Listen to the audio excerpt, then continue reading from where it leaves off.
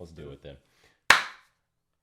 Okay, so today on our next episode of Off the Tee podcast, we're here with Superintendent of Stones River Country Club, Mr. Robert Kuhn. Yes, sir. Thank you for having me. Thanks for coming on, bro. We really appreciate it. So we want to add a little preface to this episode and say one of the reasons we wanted to have this episode is because Hughes and I should introduce Hughes really quick. You guys probably know Hughes. He's been on some other episodes. I have. The first episode. The first episode. You were on it. Inaugural episode. You were on it. And we were drinking Deer Park water on the first episode. Yeah. And thanks to your 147 views, we're at Voss now. So we can't do it without them. It's an honor to be here. Yeah, we can't do it without our supporters. You're trying to get a sponsorship with this? Oh, man, we're not gonna We are step our open nose to on any that. Open to sponsorships. anything. So Anyway, so that's Hughes. But yeah, so Hughes and I, on multiple occasions, we've gotten to talk with you, Robert. And just like every time we talk to you about golf course management and that sort of thing, it's just so interesting. There's so many things that we don't know. And we started realizing like a lot of other people, 99% of the population probably does not know this stuff. Very few golfers kind of really understand what it takes to make a golf course good. but they think they do. A lot of them have opinions, Yeah. yes, especially in the private sector. Yes. But Yeah. And so we want to talk with you today about what it really takes.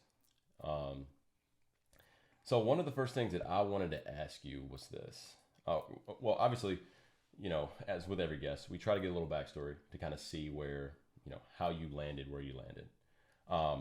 So one of the first things I wanted to ask you was, is golf course management, is it something that you can study? Like you can go and get? yes, Okay. there are a lot of colleges that offer turf management programs. Yeah. A lot of them focused around golf courses. Now, granted, they also have people that do athletic fields, football stadiums, soccer fields, baseball fields. Yeah. But yes, like Penn State, Mississippi State, Georgia, Tennessee, they all have very good turf grass programs that people will come all across the country for to get four-year bachelor degrees to do this kind of work. My degree is just from MTSU as a plant and soil science degree. It's more kind of a general agriculture degree. Yeah.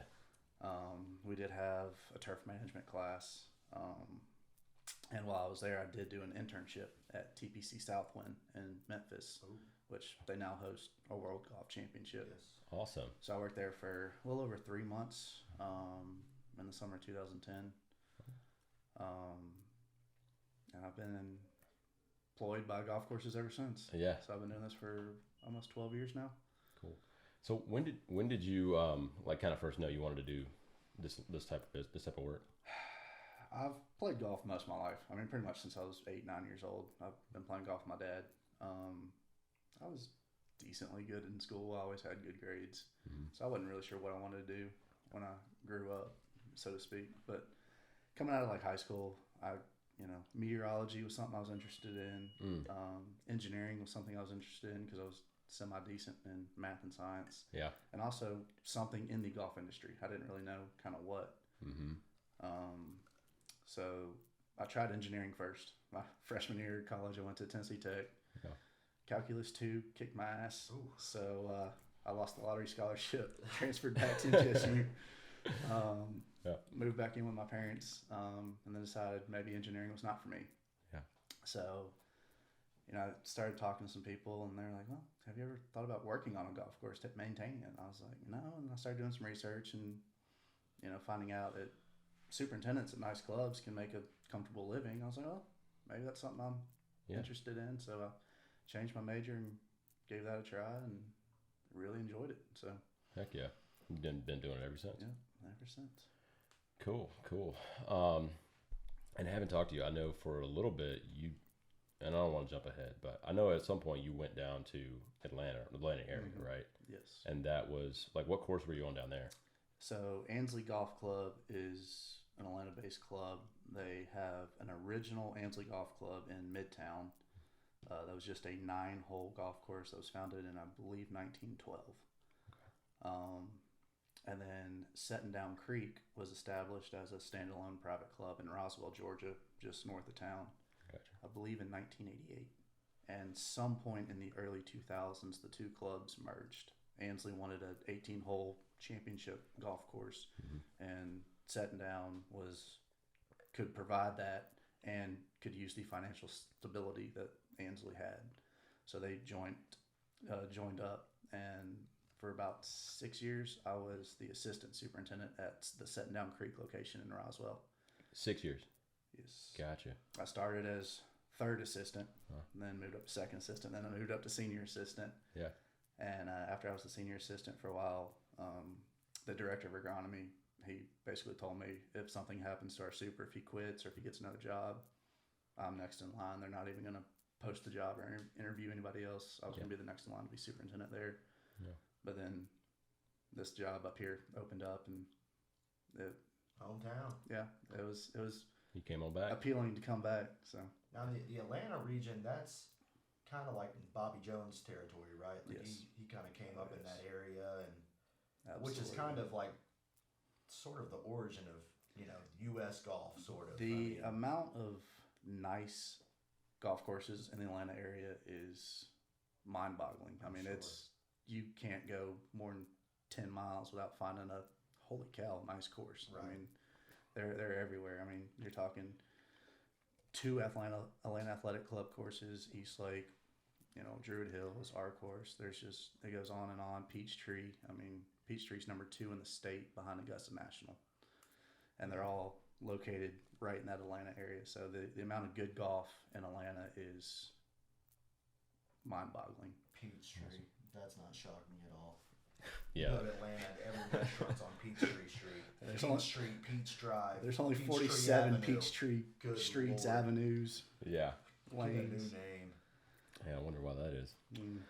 Well, cool, man. I don't want to like dive too much into this or derail us, but I do kind of want to go back to something you mentioned about the different levels. So you started out as the third. Okay. And just for anybody that's interested, because I'm sure there's a lot of people that are interested in this, like doing this as a career as well. How did you kind of see your responsibilities change as you were moved up those levels? So I would say for most private clubs, they usually run with 2 assistants. Okay. We have 2 assistants at Stones River. Yeah. Some of the higher end clubs like the Setting Down Creeks run with 3. So as third assistant, all the assistants there, their job was to run the day-to-day operations, manage the crew, give out jobs for the crew, manage any projects we have going on, manage the daily setup, the playability conditions. And we also did a lot of irrigation repairs, spraying, chemical applications that we were kind of in charge of overseeing. The director of agronomy and the superintendent, obviously, when it comes to the chemical programs, they're like, hey, this is going to be our chemical program. This is what we want y'all to spray. And then us or the spray tech would go do that. Yeah. But it starts, as the third assistant, you do a lot more of the, say, grunt work. Mm-hmm. You're on the sprayer more often. You're digging the ditches, trenching, digging irrigation stuff with irrigation tech. Yeah. We had spray tech and irrigation techs to do that work, but it was always good to have an assistant with them, mm-hmm. Just to kind of oversee, make sure everything was done to our standard. Gotcha. And the more you move up, the less hands-on stuff and more just daily manage, riding around, making sure oversight sort the of golf course is where it needs to be. Gotcha. Coming up with projects, going to the superintendent or the director and saying, hey, I noticed this. I think we should do something about it. Whether it's drainage or taking out a tree that's half dead or, whatever. Mm-hmm. Okay. Well, cool. Well, that's insightful.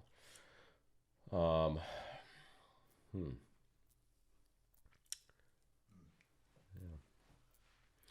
So after you left Atlanta, you came back here. Thank God. Glad to have you back here. Thank you. 2 J's is too. I need to be sponsored by them. I think. You probably could. Probably could. And so you're the head guy over there. You've seen it all. You've been through the whole climb. So let's get into now that we kind of know your background, Robert, let's get it. Some of the things I want to talk about are just like I said before, things that a lot of golfers just are never going to know. So I guess one of the places we can start is, I know there's a different maybe approach to how you guys set up for like big tournaments, that sort of thing, as opposed to just day-to-day type stuff, right? And you guys have a lot of tournaments over there, right? At the country club, right? Yeah. What does that sort of look like?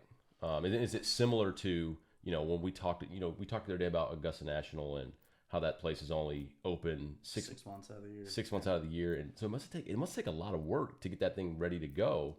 Like, how does that translate with your course?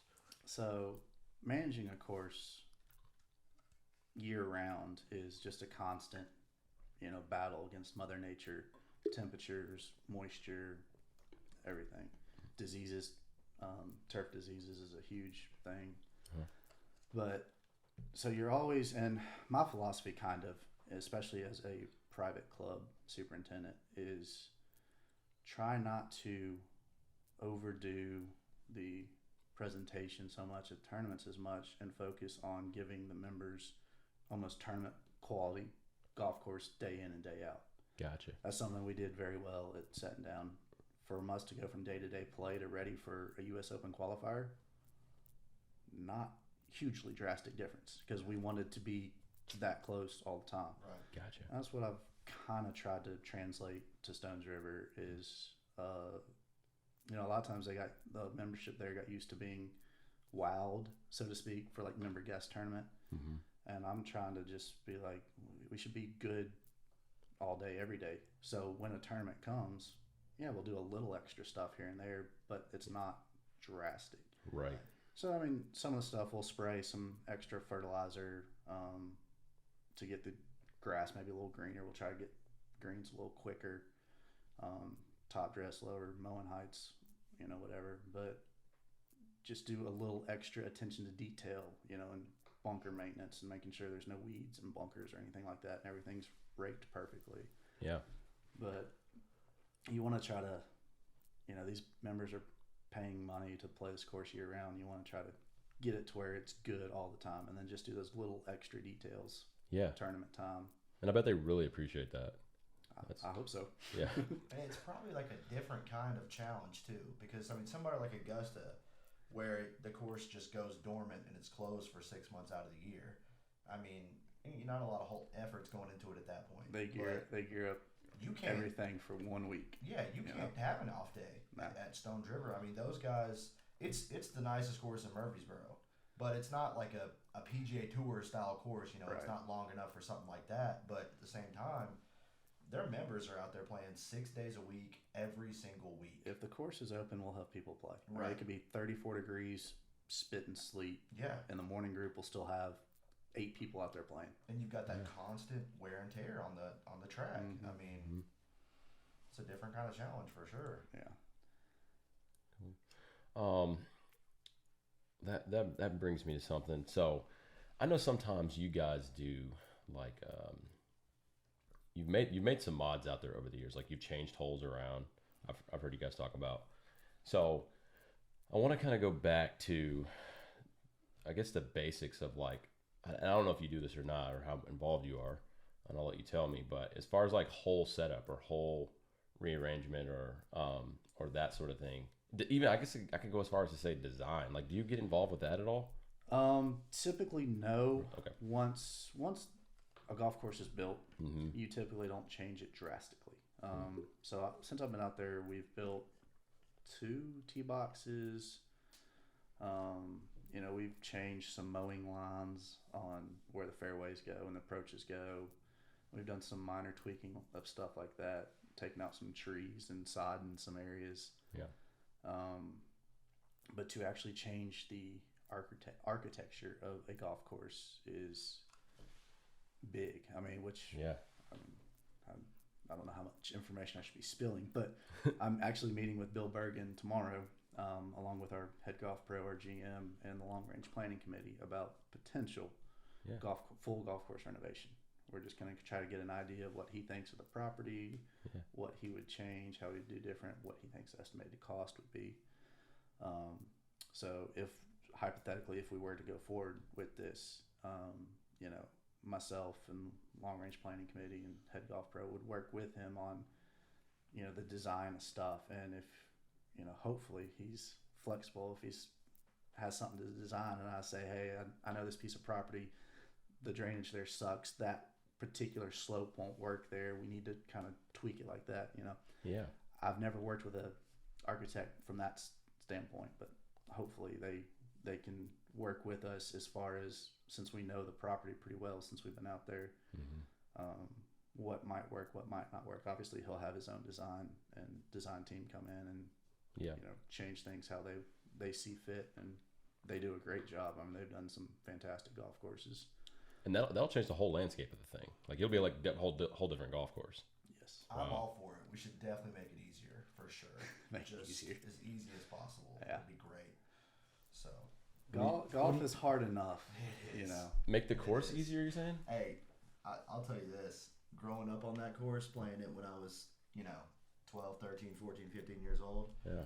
It's a bear now compared to what it was. Oh, wow. That course, from the tips, when I played out there growing up, it was 63 and change, 100 yards. What is it now from the tips? From the tips, 69 and change. 69. Par 71. They've stretched it pretty good. The thing with Stones River, at least in my opinion as a golfer, if you can hit a straight tee ball, it's not drastically difficult of a course. No. But how many amateurs can hit a straight tee ball consistently? We just had this conversation. Very few. Very few. So for anybody, let's say over a 6 or 7 handicap, it can be a very challenging golf course. Now for the ones that can hit it straight off the tee, they can go out and shoot some good scores. But and another thing is being able to read and putt those greens. Sorry, we got somebody rude over here. Yeah. Sorry, guys.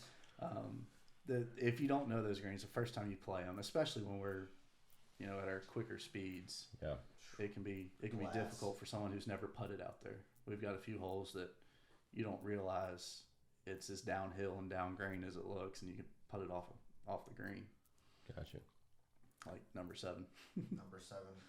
At number 7, they put the pin sometimes, often actually, too often. Especially in tournaments on that front left corner. They put it on the front, and if you're behind the hole, you're better off being short of the green than you are above the pin. I mean, it's that bad because you can't get the stop. It goes 18 inches by the hole, and it's going off the front of the green, rolling 10 yards into the fairway. There's been a couple times. So, especially for the MGA tournaments, like a member guest, I'll meet with some of the MGA guys, and we'll go around and talk about where we want to put hole locations for the tournament, and we'll put a little dot on the green.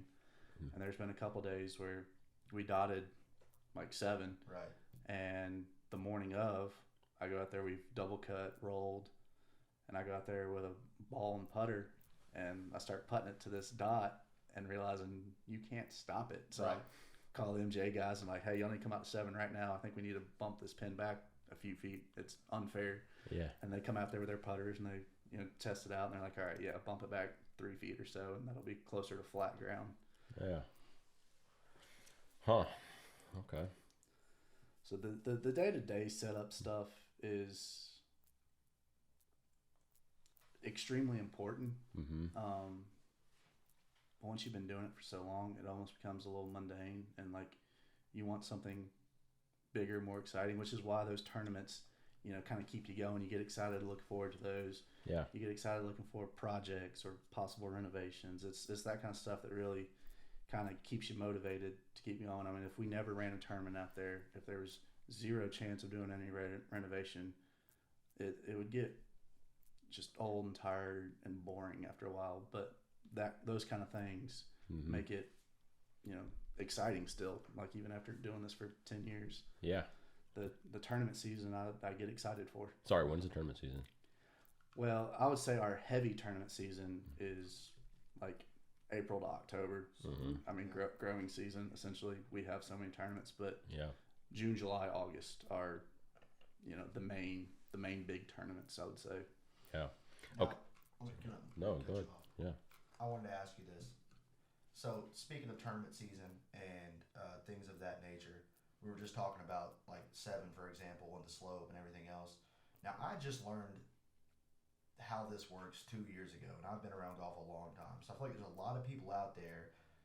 People put on some fast greens and they're like, "Oh, they're so fast. They're running a 12. You know what I mean? They're running a 10," and they're just talking out of their ass half the time. But now, when they're saying that, what they're referring to, whether they know it or not, is a stimp meter measure. Right. Explain to us how you measure a stimp meter. So a stimp meter reading is designed to have a, standard essentially of measuring green speeds. So it is a just over 3 foot long metal stick essentially with a groove cut out of it and a notch at the top, and it's angled. I don't remember the exact degree at the bottom. And what you have to do is find the flattest spot on a green, mark your start point, roll a couple balls in one direction, take that average, then roll a couple balls back the other direction, take that average, and then average the two distances together. The USGA, I believe, suggests that those two opposite directions should be within a foot, 14, 16 inches, somewhere in that ballpark, for it to be considered consistent. A lot of times, people are like, "Oh, why don't you go stimp this green?" Well, there's not a flat spot big enough. Gotcha. Right. Something's either always downhill Right. or uphill. So if you roll a stimp meter ball downhill, it may roll out for 25 feet, and uphill it may go 8 feet. Like you're not going to get an accurate reading doing that.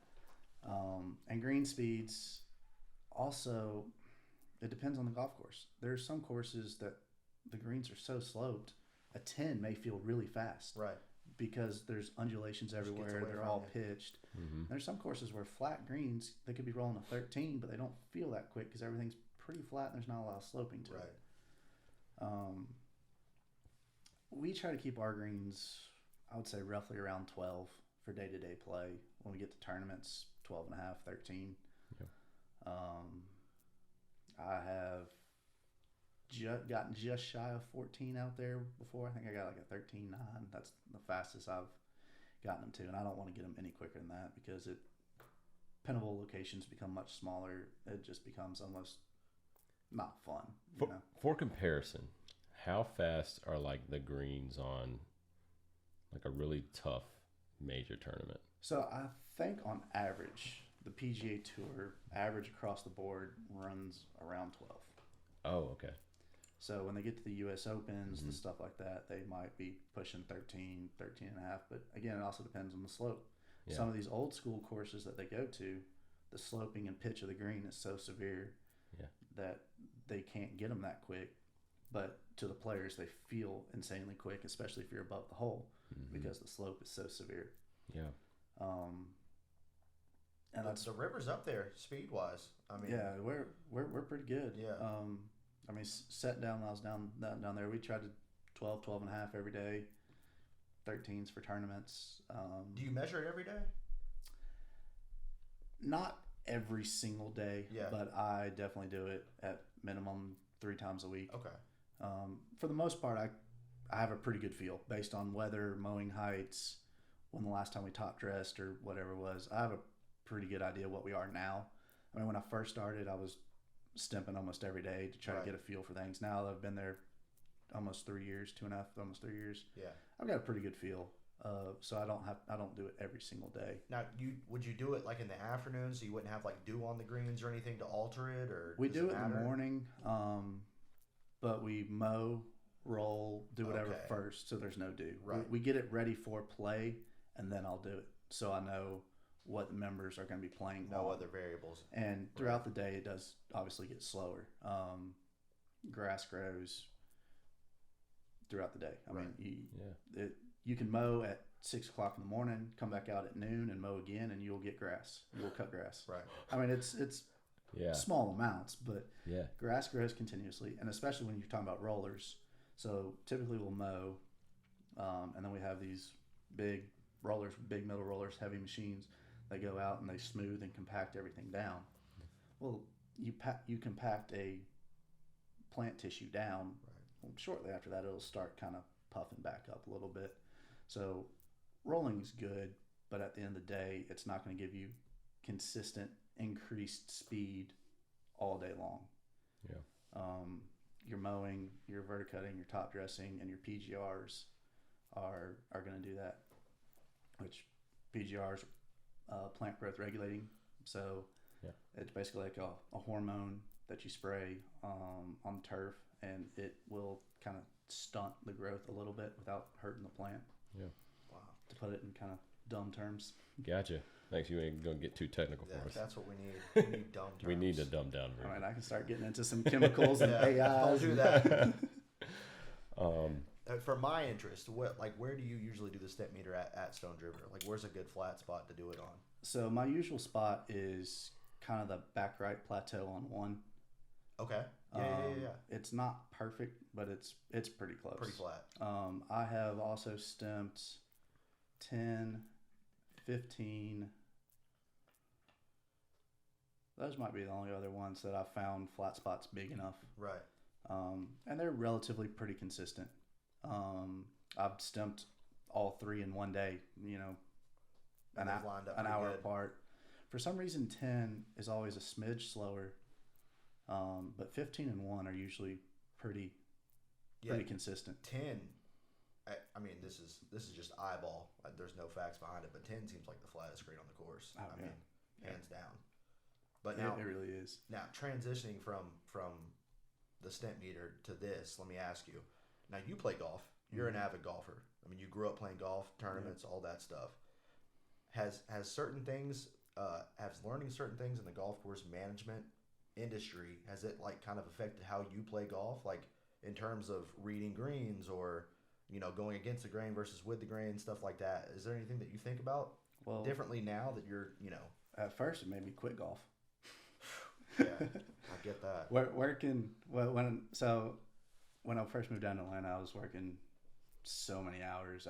I almost lost interest for about a year in playing golf altogether. Yeah. But eventually I got back into it and I missed it and I started playing again. Is it because you're on the course so much? Yeah, I mean, when you're working 60-hour weeks. Yeah. You just didn't have the time, or you lost interest from being on the course so often? I lost interest being, like, the second I was like, I can go home and drink a beer. Gotcha. I'm getting out of here. I want air conditioning and a beer. Right. Yep. I just didn't want to stay. Yep. But yes, no, it just definitely, you definitely notice things.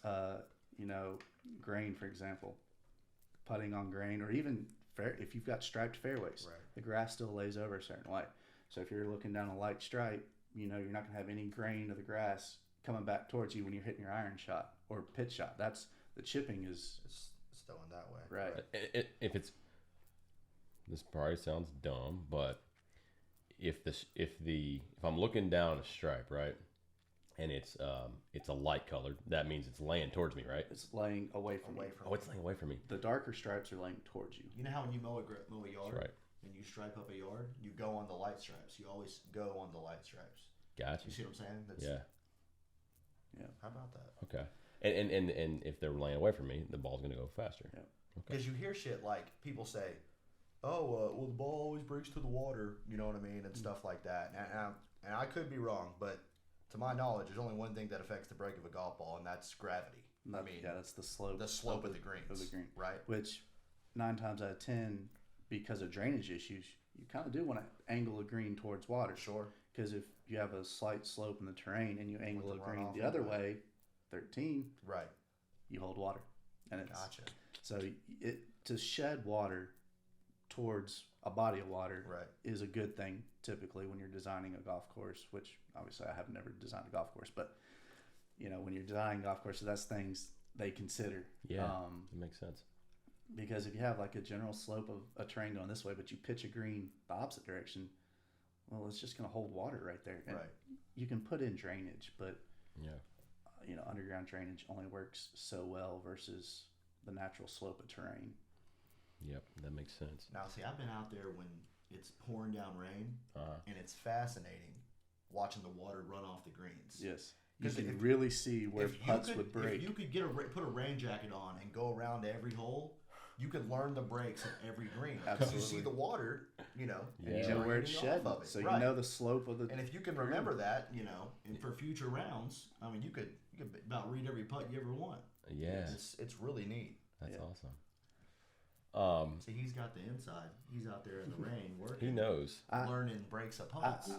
I do Guy like. could be a caddy, is what he could be. I do like my ability to read the greens out there. There are a few Yeah. holes that still give me a little trouble, but I feel pretty confident in my putting out there. Yeah. If I was his playing partner and I was playing with him out there and he misread a putt, I would be so irritated. There's no reason for it. You know what I mean? He spends more time with those greens than anyone, you know? There's still a few that will Little trick tricky. you. Right. You know, it looks like it goes that way, Right. but you want to believe it goes that way, and you just don't know which one to trust. But That's the mark of a good golf course, though. yeah, 90% of the time I feel like I know Right. what the putt's going to do. Sure. Yeah. Okay, before I forget this freaking question, one thing that's always baffled me about the putting green is the fact that grass can be cut so short and not die. What type of grass is that? So for our golf course and a lot of golf courses in the at least southeast, we have Ultradwarf Bermudas. So they've genetically modified Bermuda grass to grow in that tight pattern. Yeah. You mean like scientifically they modified Yes, this shit? they I have. got you. Crossbred until they've gotten the texture, so to speak. So greens have changed over time. Oh, then. absolutely. Oh, the wow. The kind of grass we have right now, it wasn't around 30, 40 years ago. Gotcha. Wow. And they're still coming out with new grasses today. Perfecting it, I guess. I mean, right? I mean, Mach 1 is a new type of Ultradwarf Bermuda they just came out with 2-3 years ago. Auburn Victory bent grass is a bent grass they've semi-recently come out with that's supposed to be a cool season turf that's slightly more drought tolerant. So like down here in the south, when we get those hot, humid summers, bent grass doesn't do very well because it's a cool season turf. That's why the Ultradwarfs thrive very well down here in the summertime because that's the kind of conditions they love. So Smyrna's got bent greens. You see them out there in the summertime, they'll be hosing them off in the middle of the day. and they'll be soft and slow, and they have to baby them to keep them alive. Right. Yeah. And they have to spray a lot of fungicides to keep turf diseases. So Which- turf diseases, especially on bent grass in the summertime, Right. when it's hot, humid, moist conditions, the bacterias and fungi thrive in those kind of conditions. You would think at this point, I mean, the only reason they have bent greens are because, they haven't had the money for a renovation or whatever. But ultimately, if and when at some point in the future, a course like Smyrna will get a government fund and renovate it, they're going to go to Bermuda more than likely. I don't understand how any course in the Southeast is not Ultradwarf Bermuda greens. Right. I mean, you still have some of the old school way of thinking that bent is the purest putting surface. Right. Which when bent is really, really good, it may be a smidge better than Bermuda. Yeah. But if you're talking overall playability and durability, at least in the Southeast, Ultradwarf Bermudas blow bent out of the water. And we can get, with the way we manage Ultradwarfs now, we can get them just as good, if not better, than a great bent grass green. But we can do it for more of the year. Gotcha. And when do we play golf? Summertime. Right. Which is when the Bermuda is perfect and Right. bent grass is struggling. What blows me away is I grew up playing Stones River and they had bent greens when I was younger. Mm-hmm. That's what I knew. That was what I was familiar with. Because 20 years ago, Ultradwarfs most courses weren't really around. Yeah, they weren't really around. Now the interesting thing was, me and my dad would go to Florida, like the family vacation, and we'd go play a course down there. And he was trying to explain to me on the way to the course. Now these are Bermuda greens. Mm-hmm. They're a little different, and I'm looking at it like, huh? How are they different? And sure enough, putting on them, playing on them, it's very, very different. But now, what once was different is the norm in this area. You know what I mean? Yeah. Like, over the course of 20 years, they've learned that, like he said, this hot heat, it just tears up bent greens. And, the concerns a lot when they were coming out with these Ultradwarfs is how far north could they survive? Right. Because they were susceptible to winter kill and cold temps, and they just kept testing them further and further north. And I could be wrong on this, but I believe Stones River was the furthest north course they put mini verde at the time they did it. And they realized covering greens and tarps when it's getting real cold, like we're gonna do this weekend, Crazy. protects it, traps in that soil temperature. Yeah. So soil temperature, obviously, typically warmer than air temperature during the wintertime. Sunlight hits it, it absorbs that heat, and then you cover it with a tarp. And then when nighttime temps drop to 17 degrees and that soil temp may be 45, it traps that heat in and kind of protects it, basically like a jacket or a shirt does. Like if you were to walk outside shirtless and it's 12 degrees outside, you get cold real quick. Right. You just put one layer on and it's just that much better. Yeah. And when it gets real cold, sometimes people will put pine straw or regular straw underneath the tarp to add even more of an extra layer, kind of like a jacket, a puffier layer to keep trapping more heat. It sounds like a pain to pick up every time, though, doesn't it? It is, but it's a lot better than losing greens and having to resprig or sod in the spring. But now, what temps would it have to get down to for you to consider something like that here? We did pine straw the back of 2 once this year. Okay. I think it was going to get down to 8-9 degrees. Right. Once it and gets more so like staying at that temp, right? Right. Because like it's going to get down to, they say 8 or 9 or 10 on Friday, but it's going to be there for a brief amount of time. Yes. You also have to look at the longevity of the cold temps. Right. Okay. So if, let's say, hypothetically, Friday was 60 degrees, Friday night was 22, Saturday was going to go back up to 50, and then Saturday night was going to go down to 22 again, I probably wouldn't cover because the time at those temperatures will be so short. Gotcha.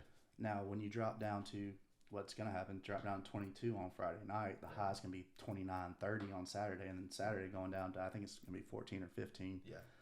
That is going to be a prolonged period of cold temps. Right. That, that at that point, it's not just affecting the top layer. You're going inch or two deep into the soil where soil temps can drastically drop, and that is where you'll get some winter kill damage potentially. Yeah. Which is why we protect them. So I would say when it gets down to single digits, that's when people start getting very concerned, and when it gets down to 0 or below on Bermuda greens, which doesn't happen very often in the South, but it can every now and then. You have to really think about taking extra precautions. Gotcha. I do remember, I want to say it was winter 2014, maybe January of 14. At setting down, we were going to get down to 3 or 4 degrees, and it had been one of those things where it's 2 or 3 days of really cold weather, and we were sitting there talking in the office with our superintendent and director, and I was like, man, I know tarps help, but 4 degrees is 4 degrees. Like, I feel like we should be doing something extra. And he's like, yeah, I've been thinking about that too. He goes, I'll tell you what, go to Home Depot, buy us 100 bales of pine straw, and drop that off, and go back and get another 100 bales. Wow. We had a flatbed Isuzu truck, did that, and we pulled our tarps back, sprinkled a layer of pine straw underneath, and then recovered. Yeah. And just kind of add that extra layer of insulation, and we're glad we did. We don't know if we would have lost turf if we didn't, but it's always better to be safe than sorry. Yeah. So what you're saying is you're open to weather app sponsorships because you open yours 462 times a day. I check. I have 2 weather apps I go to, and I check them. 2 weather, one ain't enough. One ain't He's got to make sure. One ain't enough, right?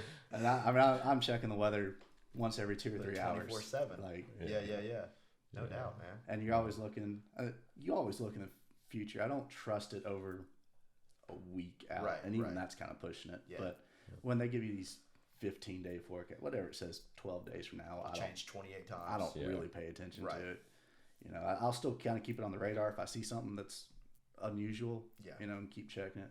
But it's usually a week out that I'm like, okay, this is a real possibility of these temps or this forecast, whether it's storms or rainfall events. Which, like I said, when I was trying to decide what I was going to do with my life at one point, I was considering meteorology. I was about to say that had to come in handy. I actually took a meteorology class in college. Yeah. And I really enjoyed it.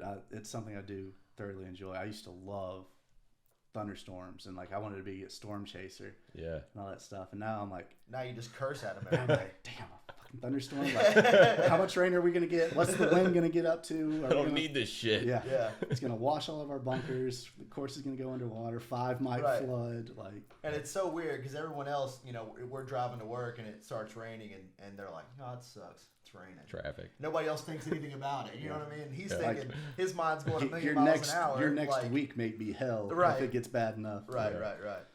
Damn. It's crazy how much the weather affects what we do. And it's not just rainfall and temperatures. It's just a combination of a million different things. Sunlight, if you get periods of long rain and you don't see the sun for 3 or 4 days, there's certain turf disease that thrive off that. And then you have to go out and, you know, for example, leaf spot. If you get mild temperatures, 50, 60, 70 degrees, some moisture, and a lot of cloud cover on your greens, leaf spot's a potential disease that you have to be. What are you saying? Leaf spot? Leaf spot. Leaf spot, okay. It's a disease that pops up. It's these almost like little purple spots on the leaf blade, and they can spread. And they're fungus. And it'll if left untreated, it could kill grass. So you have to go out there with your fungicide and spray it. So you're constantly surveying. Yeah. You know, obviously greens first. That's priority number 1. But just turf in general, looking for abnormalities. Is that the word I'm looking for? Right. Stuff that doesn't look right. And you have to understand when you're planning, you know, that one of the biggest jobs as a superintendent that people don't understand is planning a chemical program. Because you have to look at the weather, look at the conditions, temperatures, all that stuff, and then know what diseases are going to thrive in what conditions and what fungicides you need to have on deck to either prevent it or cure it if it pops up. Yeah. With you saying all this, it makes me think there's probably certain areas of the country that it's much easier to do your job than other areas. Is that right? Each region has its own challenges. Gotcha. Okay. They may be different challenges. Yeah. So out west, they may not have to deal with, you know, as much heat and humidity as we do, but they go through some serious droughts. Yeah. And water out west can be a real issue. I mean, there are courses out, say, in Southern California, Arizona, New Mexico, where they're put on water restrictions on how much water they can put out on the golf course. Yeah. So they have to pick and choose when they're going to water, what areas are they going to water. Speaking of that, one of the craziest things I've seen is like those courses out there in the desert, and it's green, it's beautiful, and in the background you just see desert. Yeah. It's like, what the hell? It's crazy. It's awesome. I've played desert golf once, and I want to go back. Last March, I went out to the Phoenix area. Yeah, I remember seeing that. Yeah. And played a few courses out there, and it's awesome. It's a great golf experience, and I want to go back. But they have their different set of challenges managing turf. Yeah. You know, compared to the hot, humid southeast. Makes sense. So on those greens, another thing I wanted to ask was, I've noticed like it's sandy in the soil, right? Yes. Is there like a specific mix there? Yes. So, you know, obviously things have changed over time. Some of our greens are so old, they're built from, you know, what was standard back in the 60s or 70s. Things have changed. Yep. Typically on new construction now, you'll have drainage and gravel layer at the bottom. And then you'll have 14, 16, 18 inches of greens mix sand, which is, it's a special sand. They crush it a certain way so that the particles a certain size, certain angles, and they typically also mix it with peat moss on new construction to give it some organic and moisture holding ability, because pure sand would just drain so quick. Gotcha. And then they will sprig or sod the grass over top of that. Yeah. So yeah, the greens are designed to drain pretty well, because that's obviously the most important area on a golf course, and you know, you can't have it holding water and being soft and soggy all the time. Gotcha. And you may have said this already, forgive me if you did. How often do you guys cut greens, and what do you use to cut? It's not a regular mower, obviously. Obviously, no.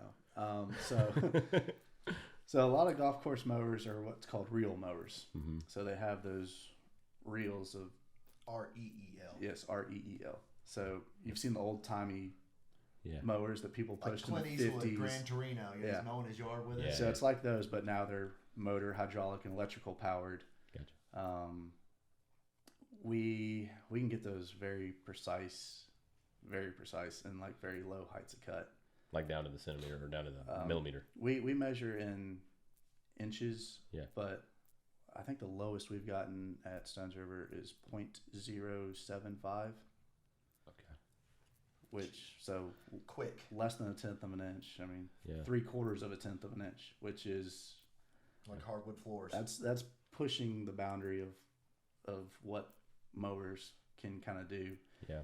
Because at the you have the real mowers that spin up top, and then you have the bed knife at the bottom where the contact happens and it works like almost scissor action. Mm-hmm. Well, bed knives are that thick, so you can only go so low before the bed knife is on the ground, and you can't go any lower than that. Yeah.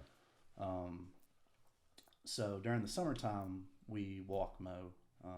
We have self-propelled walk mowers that my guys operate.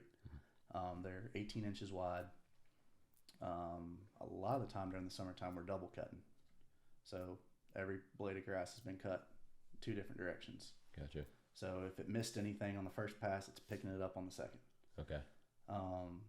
Is there a bagger in behind it? So the way the reels spin, it throws the clippings forward. So there's a bucket in front. Gotcha. So there's a bucket in the front that catches it. Gotcha. On the shoulder seasons throughout the winter, we have what we call a triplex. It's a ride-on mower. Mm-hmm. It's got 3 cassettes of those reels, 2 in the front, 1 in the middle. Yeah. It will not quite get as aggressive as the walk mowers, just because the added weight and how it's structured. Essentially, you can't get it quite as low. It'll end up what we call scalping, which is dig up too much turf and kind of take it down to the crown of the plant or the soil. Yeah. During the growing season, we single cut at minimum once a day, every single day, 7 days a week. Usually we double cut during the heat of the summer. During the winter time, we will mow until kind of grass hits that dormant phase and kind of quits growing, and then we'll kind of just roll it occasionally with our roller just to keep it smooth. Yeah. Excuse me. We bump up height of cut in the fall going into the winter, because the more plant material you can have out there, the more protection you have against winter kill. Gotcha. So we'll bump the heights, and also if you kept the height of cut super low and then the plant stops growing, the leaf blade actually shrivels just a little bit, so you would lose friction, and the green speeds would become astronomically fast. So if we stayed at our height of cut from summertime all the way through winter, if we exclude the factor of possible winter kill, those greens would be rolling 16. Like, you wouldn't be able to keep a ball in the green. Yeah. Because when the plant kind of goes dormant, it almost shrivels up a little bit, and you lose a lot of friction. Yeah. Sounds like a putting nightmare. Well, let me ask you this. Just from a financial standpoint, if I gave you $100,000 to your budget at Stones River, tell me what you would do with that, or what you would think about doing with that. At least some ideas, I guess. Which $100,000 isn't a lot, I'm assuming. I mean, it's a good chunk. It's a good chunk, but yeah. I know all the chemicals and equipment, personnel. I'm sure you could make quick use of it if you wanted to. Yes, and it may be adding 1 or 2 more guys. Right. Would eat up a little chunk of that. Increasing the fertilizer and chemical budget would definitely be, and irrigation. We have a lot of things that could be tweaked at our current irrigation system. Right. We've been pretty good on equipment. Since I've been there, they have asked me what kind of equipment I need, and I've given them a list of a few things, and so far I've gotten just about everything I've asked for, which is nice. I mean, we've got sod cutter, a mini excavator, we built a water trailer, we've ordered a new greens air fryer, we got a new sprayer in, so equipment wise we're not too far off of where we really need to be. Right. But chemicals, fertilizer are a big thing that could go a long way. Now, have the prices of those gone up just with COVID and everything? Yes. So bumping budget from last year to this year, we went up a decent amount. Right. And, you try to predict what you can, but with the inflation, our fuel price, I mean, we spent double our budget in fuel. Or, let me rephrase that. We spent double our budget just in gasoline in January. Wow. That's not including diesel. Right. Fertilizer. So our main fertilizer that we spray is urea. Right. It is a water-soluble fertilizer that we melt down the spray tank and we spray for nitrogen. Last year, I think I was paying $13.85 a bag, $13.85 a bag. This year, you can't find it for less than like $27 a bag. Jeez. Most places are in the 30 to closing in on $40 a bag. That's nuts. So it's doubled, Right. almost tripled for depending on what vendor you get it from. Yeah. So that is definitely a challenge going forward this year if inflation keeps going the way it is and the market keeps going the way it is. Yeah. Fuel and fertilizer and even irrigation supply parts everything's just going more up than we thought. I mean, And I'm sure these chemicals that you're using, things that I can't even pronounce, probably a lot of them have patents on them. I mean, there's no real substitutes for them, so you're kind of at their mercy as far as price goes, right? I mean, so when they develop a chemical, I think they get it patented for 10 years or something like that. right. So there are a lot of chemicals that have come off that patent that they make generic versions now. Sure. And I buy a lot of generic fungicides. I mean, Right. it's just cheaper. But there are a handful that are really good and you want, Right. but they can still charge kind of what they need because they're the only producers of it. Sure. And a lot of it, a lot of the stuff, chemical fertilizer wise, I mean, a lot of it's not produced in America. Yeah. It's produced overseas, and then you have to get it shipped here, and that's where a huge part of the price gouging, so to speak, is coming from. And I was wondering if that was the case because with you talking about, doubling the price, it's like that's got to be coming somewhere else. Like, Sure. shit. Probably gonna mean upping the dues at some point, I would say. Thankfully, the club's in a good position financially this Yeah. year. I mean, so if I have to go to the board and say, hey, I'm gonna be $10,000 over on gasoline and $8,000 over on fertilizer, Right. I would say I'm about 90% confident they'd be like, okay, you're fine. Like, obviously, who could see what No. this year? They know you're not drinking the gas. You know what I mean? Like it's just running through it, man. Yeah.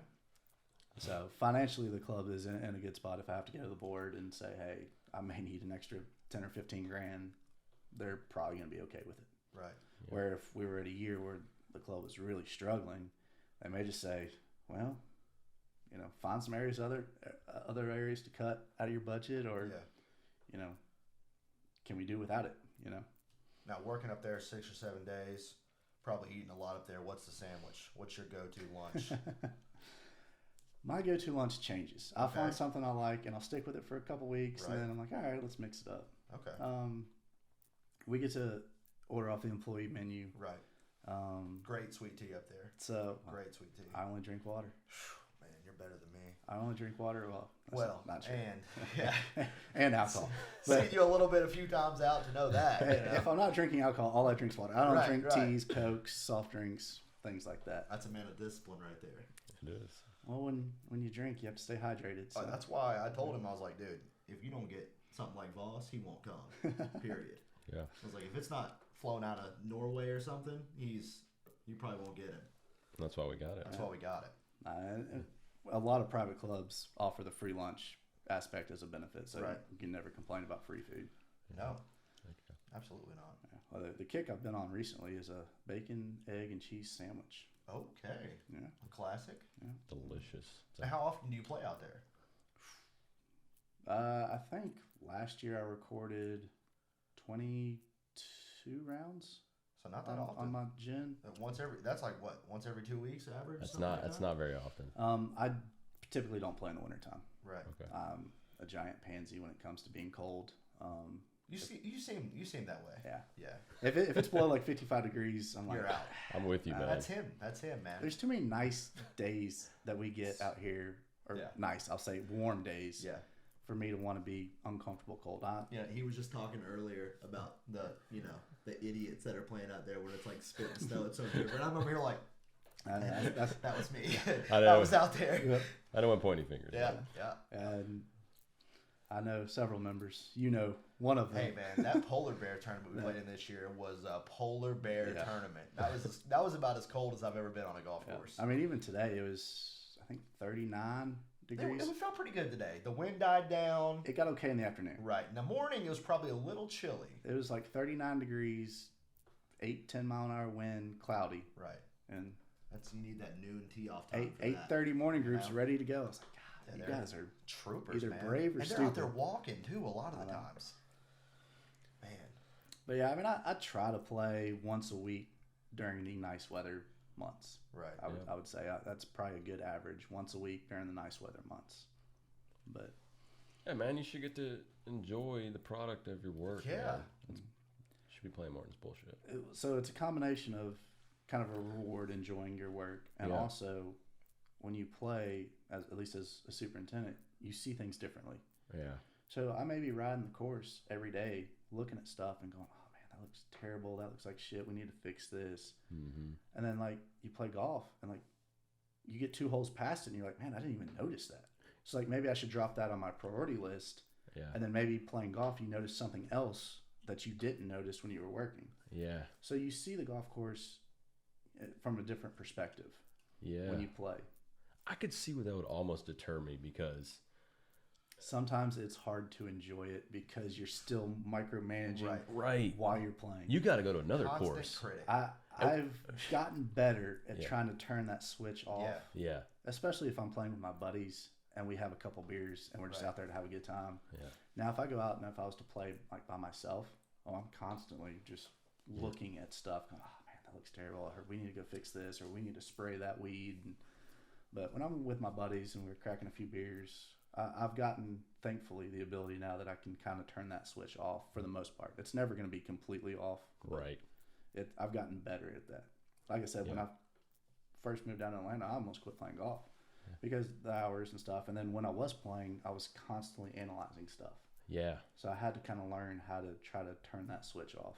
That kind of sucks. You know, that brings me to obviously I'm a really big movie fan, right? And one of the reasons I think I could never be an actor is because, like, how could you watch it after you were, you know what I'm saying? You're like critiquing all the, you know what I mean? Yeah. But I wonder, like, when you go to other courses, you went to Arizona and you said the region's different. Do you critique other folks but do you also learn things from those courses? Yes. No, so it's not all, when I say critique, it's not all negative. Okay. I can still see, like, man, they did this really well. Yeah. Or, you know, a lot of the courses out there overseed with ryegrass.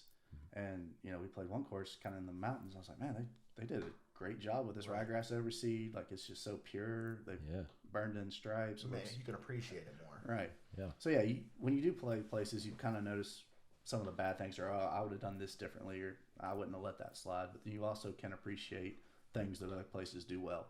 Yeah.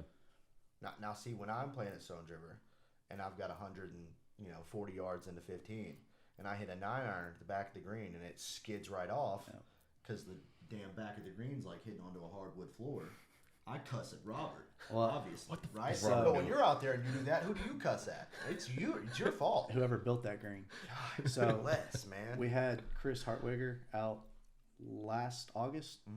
USGA guy. He kind of gives clubs insight on possible renovation stuff of what would make the club better. Well, we hired him to come out and just kind of give us his opinion from a USGA guy, what we need to do. And, you know, we were walking on 15 green, and I kind of told him, you know, you can't stop a ball on the back of this green. Well, he had a digital level. He went out there and laid it on the back. So, yeah, it's sloping 1% off the back. So you're hitting into a green that is slightly sloping away from you, which means the grain's probably going away from you. So unless you hit it very high with a lot of spin, it's gonna be hard to hold that green. Yeah. Or if you hit it in the middle with not much spin and it's got momentum as it enters the back half of that green, it's not stopping. Right. And see, they'll put the pin in the very back. You know, or I'm sure they'll do this in tournament season. They'll put the pin on the back of 15. So it's right hard corner. To get at it without going over the green. But then you're left with a 25-foot, 30-foot putt, you know, towards the back of the green, and you're thinking, okay, I want to get into the hole, right? I want to give this a run, but at the same time, if I get it 2 or 3 feet past the hole, it's probably going off the back of the green. Oh, man. So I'm sure it can create a headache. Yeah. I mean, definitely. That's definitely one of the greens that needs to be blown up completely and completely reshaped. Bless, Hit it with a man. rocket. Yeah. Stick of dynamite. That'll fix that. Okay. So, man, see, this is the way it goes. We've been at this shit now for an hour. It probably doesn't seem like that to me, but Nah. so out of respect for your time, Robert, I want to ask you two more things, Okay. if you're okay with Yeah. it. And you can ask. I've whatever. got one thing to ask as well. Okay. One of the things I want to ask, one of the things is, as far as like, I know you have pet peeves from that players do. Mm-hmm. And the other thing I wanted to ask you about was, I know you've had some crazy stories, like shit that's happened out there. It's kind of funny that you've told us about. Now, see, that was my thing. Oh, was it your thing? Yeah, dude. We got Sorry. We got to coordinate better. Okay, well, just 2 things total now. It's not 3. I know. So, You better think of something real quick. dude, I don't work that fast. Yeah, this is your chance to tell the viewers, to tell all these hacks that are going out to the golf course, treating it poorly. So Send a message to them. the biggest pet peeve of mine as a golf course superintendent is people who don't fix their pitch marks on the green or drag or twist their feet on the green. Oh God, pick up your feet, man. Because how many more people are going to have to putt after you? Yeah. And you're going around the hole and you're twisting and turning or scuffing your feet. Right. And the ball's going to bump and bounce and wobble all over the place when you're trying to putt. Yeah. Yeah. And the pitch marks, I mean, if you don't fix the pitch marks, the back of that pitch mark, obviously sticks up a little bit. Well, then when we mow the next day, that gets cut completely off and it turns into a little scalp mark, and it's an ugly scar for, depending on the time of year, Right. a couple days in the summertime or all winter, because nothing's going to heal right now. Right. So that's my biggest, and people who don't know how to rake a bunker. Tell They us. kind of Walk us half-ass. through. So a lot of people, when they hit a bunker shot, obviously they dig their feet in, kind of build a stance or root it, whatever, right. and then they take a pretty deep divot, Right. and then they'll just kind of either do nothing or grab a bunker rake and just kind of Comb over. comb over real quick. Yeah. But there's still those indentions. Well, maybe the group behind you hits in the same spot, and now that you're there in your footprint that you didn't rake out completely. You're more of a, you want to work it back So and yeah, forth. so typically when I rake bunkers, I do at least a back and forth, and if I know there's a depression from a foot or where my wedge hit, I kind of Right. put some down pressure on the push to move some sand over there, and then you bring it back and kind of smooth it back out. Oh, and how many do you see when they're walking out of the bunker and they just drag it? They just drag it behind them. You know what I mean? Like just half-ass. People who don't, Yeah. people who don't knock their shoes off and Yeah. then walk across the green and Oh, leave dude. sandy footprints No. across the green. My first thought is you don't put your shopping cart back either. You don't do that. It's the same people that You're are just the doing worst people. Yeah. And going back to bunkers, people who try to climb out of the steep face. Right. Oh, And they yeah. You leave, enter on the low side. go on man. the low side, the flattest spot, and you try to climb up a 3 or 4 foot face. Right. And you leave these footprints indentions. 6 inches deep. And and then then- people hit balls into them Right. and everything else. And Yeah. For God goodness bless, sakes, man. Those are some of my biggest Yeah. Yeah. pet peeves. And then, obviously, especially this time of year when we're wet a lot of the times, and people don't use common sense. They don't use their eyes. Like, oh, this looks like a wet area. Maybe I shouldn't drive through it. And then run it up. they just think they can just drive wherever. God, there's, and I know Yeah. you know what I'm talking about. On 15, there's ruts Oh, all by the that tee time. box. Because people in those homes cut across, Cut through right there. cut through right there. Yeah. And they'll cut Wait. through. It doesn't matter if you have 5 inches of rain. They'll cut through and leave ruts that are like 3 inches deep. Yeah. With their car tires. And it's like, man, it'll be weeks before that's repaired. We Months. got to find a way. Hopefully, renovation, but Right. we got to find a way. There's certain spots on this course that just hold water. Right. Yeah. And I mean, like I said, drainage is good, but drainage only does so much. At some point, it's the sloping of the terrain. Sure. But yeah, that is one area that. Because you always put has- drains in it in several locations that didn't have them, right? I mean, Yeah, since I've been there, we've done some drainage work here and there. 7 tee box, for example, we're working on eights. right. Eight's going to be a big project when it's all said and done. Right. But yeah, and drainage, it works, but Right. when you have poorly graded or over time something settled a certain way and now it just holds water, Yeah. it's bad. And then people don't just use their brain when they're driving and I'll just ride right through that. Right. Screw it. Yeah. Yeah. Now and I'll say this, and put a feather in Robert's cap over here. My dad plays out there every day, 6 days a week. I mean, without fail. Has since the late 80s, probably.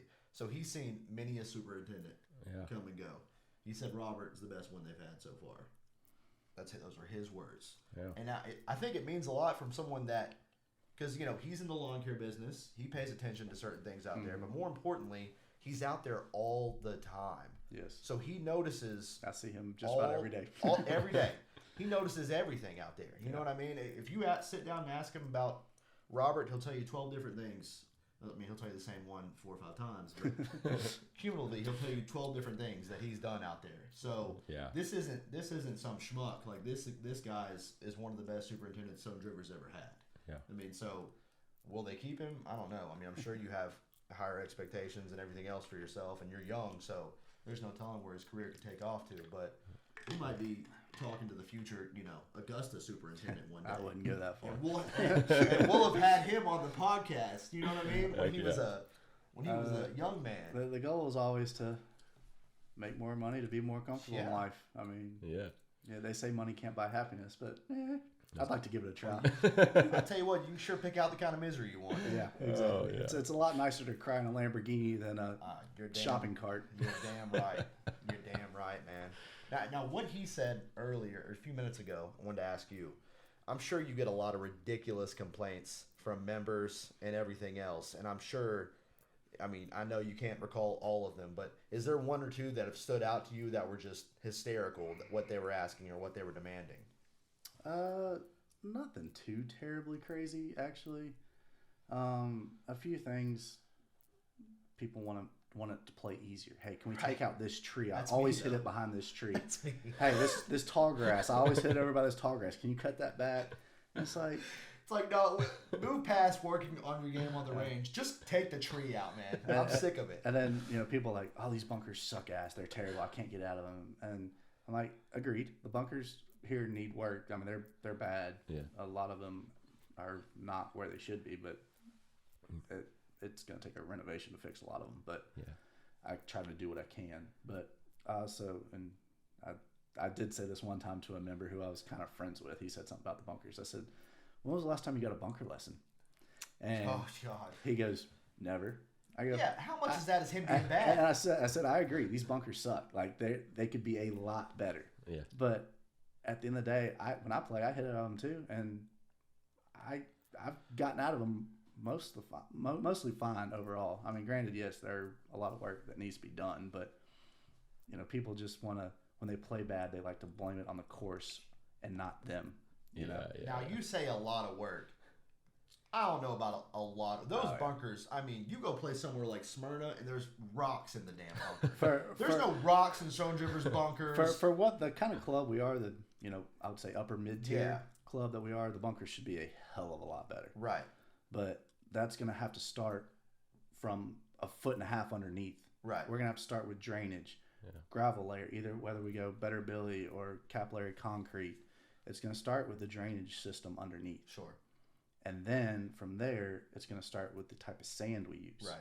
Which a lot of people don't think, oh, it's just sand. No, they make bunker sand strictly for bunkers. Gotcha. There's certain angles, so the bunker particles stick together a certain way, and they can compact. And I mean, the kind of sands you can order for a golf course. I mean, there's a dozen different types of sand you can order. I should have known it was a special sand. I thought it was just damn beach sand. You heard it here, folks. If you can't get out of the bunker, it's probably the bunker's fault. Is what Robert's telling us. It's the sand's fault. It's the sand's fault. And the lack of drainage right. and liner underneath. Yeah. The sand and this goes back years and years and years. Yes, I feel like I've done a pretty good job since I've been there, but I've also gotten a bigger budget than superintendents in the past. So it's been easier. Don't be modest, Robert. It's been, but let's talk about inflation. Yeah. I mean, you know what I mean? It's you're paying all your help more than they've ever been paid in the past. You know what I mean? It's been easier to make improvements when you have the money to do it. And everything costs more. They've been good at getting me a little bit bigger Sure. budget since I've been there. So So you think they'd give you that same leash if you weren't doing a good job? probably not. You know what I mean? So hopefully they're happy with me. Yeah. But Yeah. yeah, and back then, I'm sure superintendents in the past were like, man, I'm strapped for cash. Like, we're cutting it close, but these bunkers need more sand, so they just go get whatever's the cheapest that they can temporarily put a patch on. Right. Instead of saying, hey, Playground sand in the damn bunker. instead of, hey, I got to pay $1,500 a truckload for bunker sand. Yeah. That's going to make 3 bunkers better. Like, Right. you know, it's Yeah. a lot of pros and cons of balancing a budget and realizing, like sand, bunker sand. I mean, it's designed specifically for that purpose. Mm-hmm. Wow. See, I told you he'd be a good guest. You didn't think he would, but I knew he'd be a good guest. Man. He's full of shit. Just didn't have faith. Really good Who guest. said I was good? All right, now you got to cash in on the bet now. There's some beers to be exchanged, I think. You owe him. Yeah, I do owe some beers. Absolutely. But once this takes off and makes millions, he's going to feel so dumb for taking 5 beers. Just remember me when you make it big. Yeah. Dude, so we can cut this out if we want, but I thought there was a story about somebody messing up a green, like getting a 4-wheel on a green. Yeah. Can we talk about that? Good one. Yeah. I mean, obviously, I don't know names or anything, so it's not like we're calling anybody out. But Yeah. Stones River is surrounded by neighborhoods on 3 of the 4 sides. And you know it's you when you see this. You know who we're talking about. I think this was last summer. One of the kids that lives in the neighborhood got into his parents' golf cart and went out and was doing a donut on 15 green.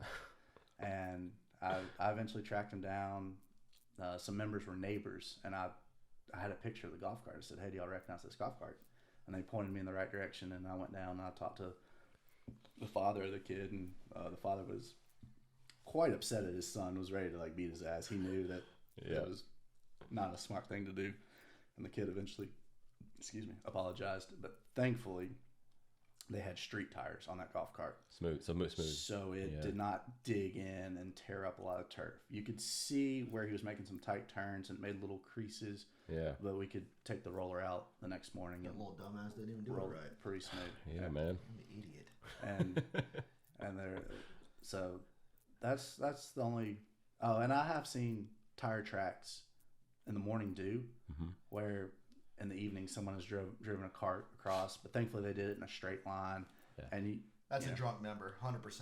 probably, Has to be. yeah, Yeah. someone just driving. There's a lot of drunk golf cart drivers pulling off that place at night. I'm sure there are. Hey, if little cop pulled up in a golf cart DUI bust, oh man. Man. He'd pick them off left and right. man. Killing out there. There's not very many sober people at that club, No. or any club for that Strong matter. pours. Yes. Yeah. You get your money's worth on alcohol out there, Yeah. that's for sure. Yeah. Which is a good service the club provides its members. Yes. Yeah. Very good. Well, man, this was another awesome episode, in my opinion. It was. It was very strong. Hopefully y'all learned a little bit. Oh, man, look.